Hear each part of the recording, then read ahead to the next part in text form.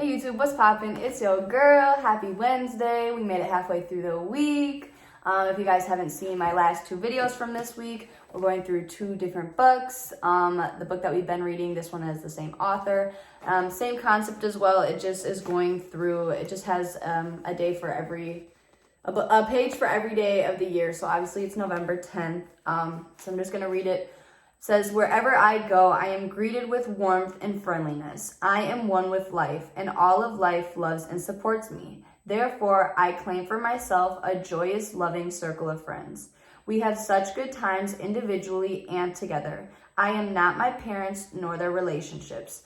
I am my own unique self, and I choose to only allow supportive, nurturing people in my world. Wherever I go, I am greeted with warmth and friendliness. I deserve the best friends, and I allow my life to be filled with love and joy. This is the truth of my being, and I accept it as so. All is well in my friendly world. That's cute. I like it. And I like how it said we have such a good time individually and together, because what we're going to get back into today that we left off on yesterday was individuality. And it says, I am an individual expression of life. I am a light in the world. I follow my inner star and sparkle and shine in my own unique way. I am a very precious being. I have a beautiful soul, and I have an outer body and personality. But my soul is the center. My soul is a part of me my soul is the only part of me that is eternal. It always has been and always will be. My soul has taken on many personalities and will take on many more. My soul cannot be hurt or destroyed. It can only be enriched by whatever the life experiences are. There is so much more to life than I can comprehend. I shall never know all the answers, but the more I allow myself to understand how life works, the more power and force I have able to use.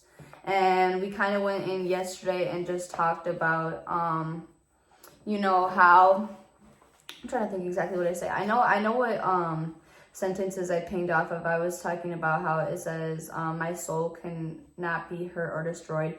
It can only be enriched by whatever life experiences are. And I think that kind of goes along with, obviously some experiences we go through, because everything we go through, every feelings that we feel, every hurt, every pain, every confusion, every excitement, every promotion, everything we go through is literally an experience. But regardless of how we look at it, if we choose to look at it negative or not, it always is, it's really truly always for our benefit. Even if something hurts me so much, I'm obviously always going to grow from it. And if you don't allow yourself to grow from it, it's unfortunately on you, but that's when we have to take accountability for ourselves, for our actions, for our life, because truly, you can turn absolutely nothing into something. A quote that I had heard yesterday, and it was, you have nothing to lose, but you have everything to gain.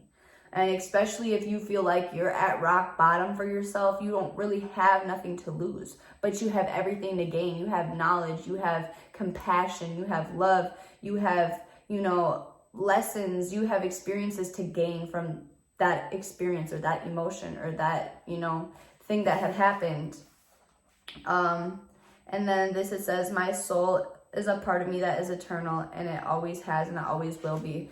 So we're not always obviously physically here forever. At some point our time on earth is going to be up, but our soul, the mark that we leave on this earth is really up to us, and it's always going to be here. So whether you decide not to leave a mark, and you just go on and you just live a normal life, and your time comes and you pass, you still leave a mark on other souls that that are still here, and the mark that you leave on them, they leave on their people, they leave on their children, etc., etc. Bringing it back to individuality, I am an individual expression of life. We all have the same power. They don't want us to know that, they, as in the government, but we all have the same power. We all hold the same power. They just don't want us to know that because they try to really divide us. But we are all equal, but we're individually equal, if that makes sense. We're all individually different. We all have our own individualities, but we all are equal when it comes to power. We all equally have the power to change our life. We all equally have the power, to change our perspective, to change our feelings, to, cope with our feelings, all of that stuff. So that's that. Okay. This one is Planetary Healing. Ooh, I'm almost dropping the book. Okay, it says, I see the planet healed and whole, with everyone fed, clothed, housed, and happy. This is so true because I really do see that. I affirm positive solutions for the highest good of all concerned. There is so much good I can do for the planet on an individual level. At times I may work for causes, putting my physical energy or finances into them. And at other times I may use the power of my thoughts to help heal the planet. If I hear news of a world disaster or act of senseless violence, I use my mind in a positive way. I know that if I send angry thoughts towards those responsible, then I am not helping to heal. So I immediately surround the whole situation with love and affirm that out of this experience, only good will come. I send positive energy and do visualizations, seeing the incident working out as quickly as possible with a solution that is for the best of everyone. I bless the perspectators with love and affirm that the part of them where love and compassion dwells comes to the surface and that they too are healed. It is only when we are all healed and whole that we will have a healing world to live in. Okay, I love this. I actually really like this one. And now I'm just kind of trying to think about how to go about talking about it. So I see the planet. And I think when it says, I see the planet whole and healed, everyone fed, clothed, happy, housed, all that. I think this goes into, what I talk about when I talk about, thoughts are things. I think I say this on a daily basis, if not 10 times a day. Thoughts are things. Obviously, words are so powerful as well, how we're talking about things, how we're saying certain things.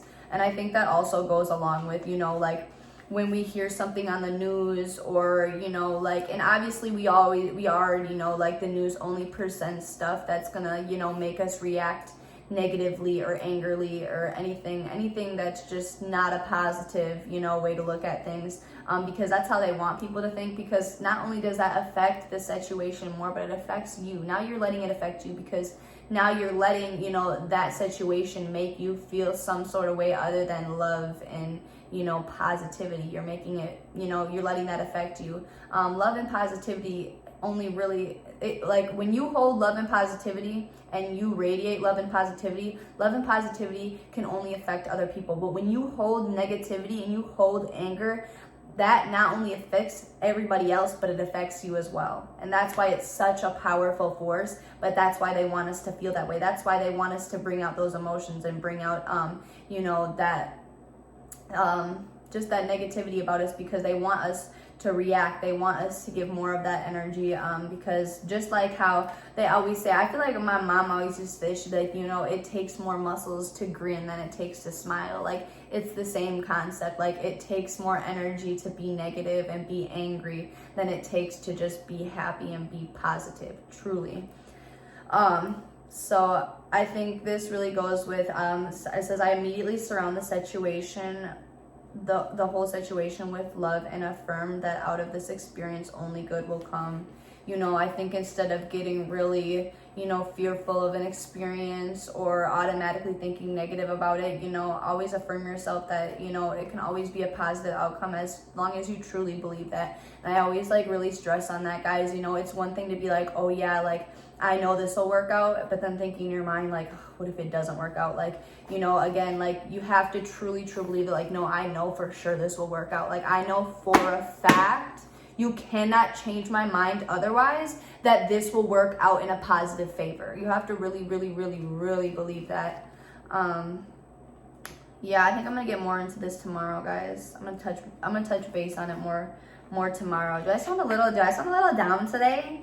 I feel like, I don't know, I've been craving, and guys, I'm not You gotta know me, I only drink water. I'm a water type person, but like I'm like setting up for this video and I'm just like really wanting Starbucks is like it's like a green tea latte. Oh, I've been thinking about it. I think I'm gonna go get one. But I don't know, I kind of feel like I sound a little like bored today.